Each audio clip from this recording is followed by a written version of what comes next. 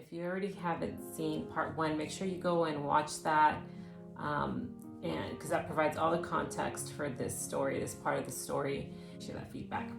Okay, so at this point we are back. We are at the hospital, and we are the nurse. She's able to get us in, and then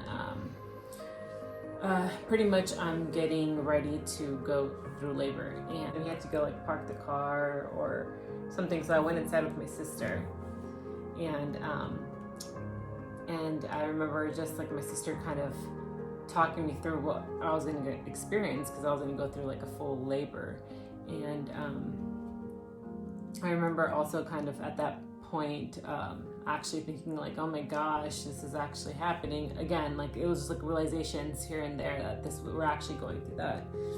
And so we get moved, and then the nurse comes in and tells us that the doctor's upset because well, she was not that she was upset, but I guess she was kind of bothered that we had gone to the hospital and not waited for it to naturally happen. But anyway, thought that was whatever. So inconsiderate. Yeah, that was inconsiderate, yeah. So then we get moved into the room, and then they tell me, okay, so I had to take the pills to induce the labor. And at that point, so I take the pills, and probably within an hour or two, I would say, some contractions started. It was actually happening, moving fast. Yeah, from what I recall. Yeah, and so the contractions started, and I remember like we went through the whole thing. Like I put some music on to get like the mood kind of just relaxed and get myself in a calm mindset. At this point, not really, still kind of processing that I was going to give birth to a dead baby. I think I was just preparing for like what was happening and going through what was happening. There's a lot happening. Yeah, there's a lot happening. How did you feel during that part of it? Just like preparing for it. Unsuccessful. Yeah. I couldn't do that. It was Couldn't do what? What do you mean? like prepare or think that I was gonna be able to manage this situation in any kind of way for myself, or otherwise. I'm not the one who found themselves going through labor. I'm not the one that has to continue this process on a whole different level, beyond understanding than I'm experiencing, but at the same time being helpless. And it was very grounding, and grounding in a way that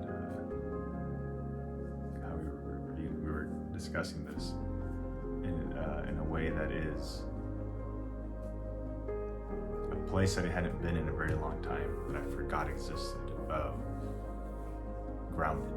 If I felt that way, I couldn't even start to understand maybe what you were experiencing. I just remember going through the contractions, and I remember my sister coaching us through it. She was telling him how to hold me and like help massage my back. And at this point, I hadn't gone to epidural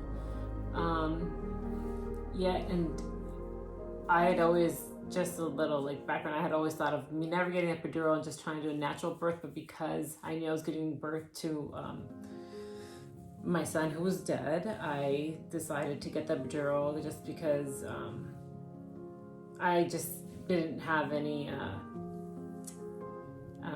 I guess concern with getting the epidural and at that point. So they came in after I went through some contractions, which was for a while. I would say that I went through for a while.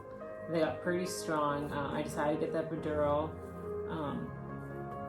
and that's a big needle. I was not expecting that needle.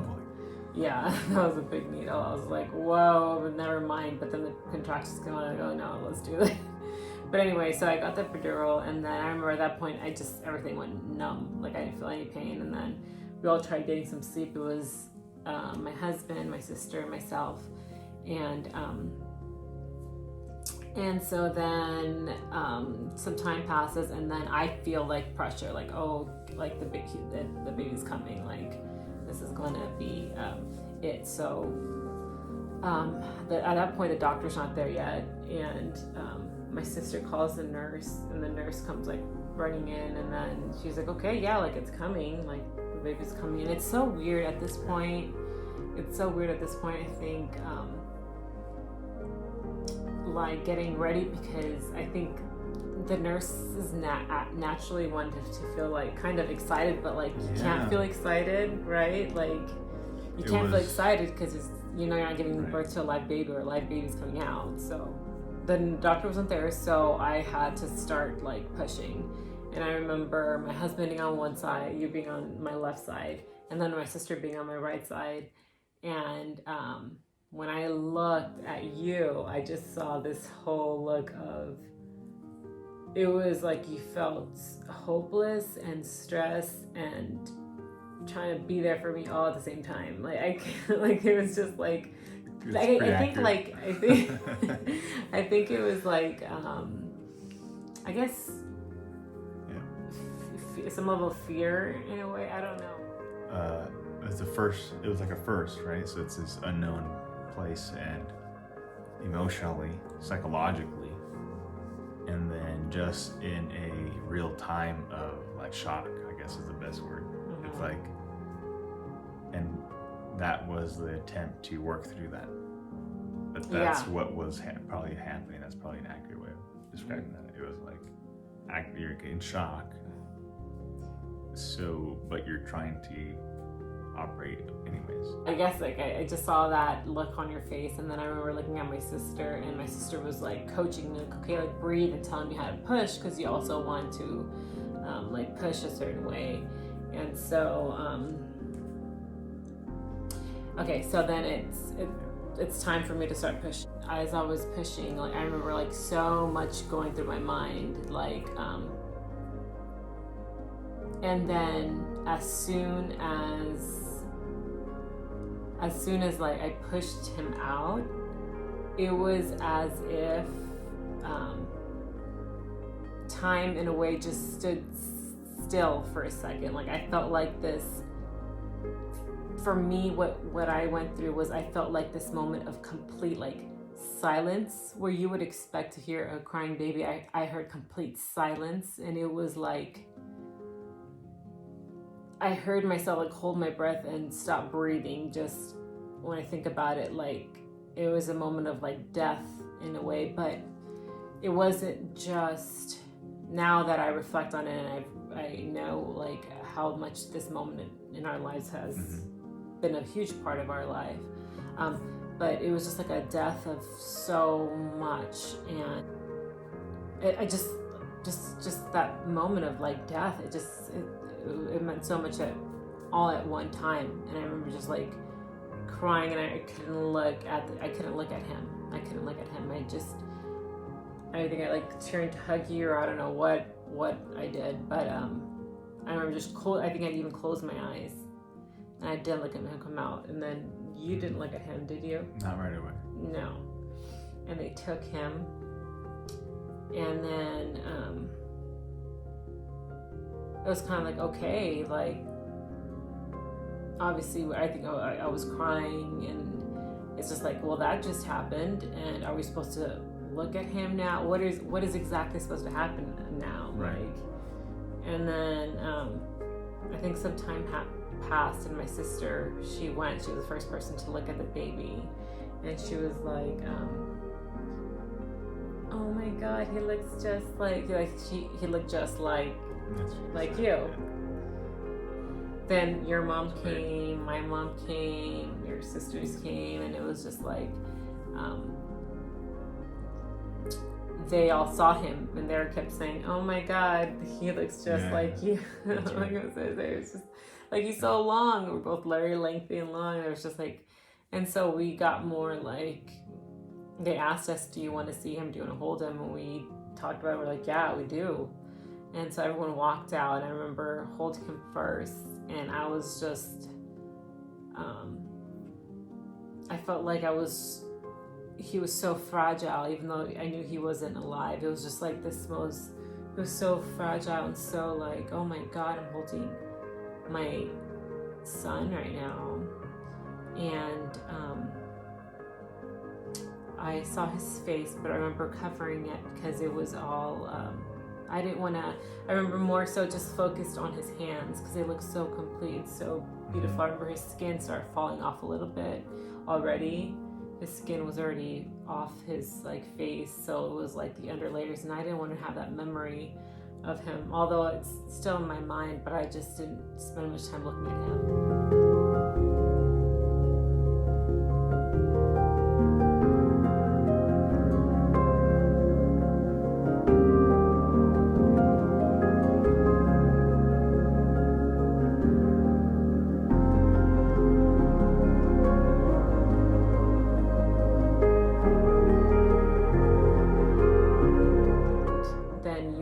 For a while.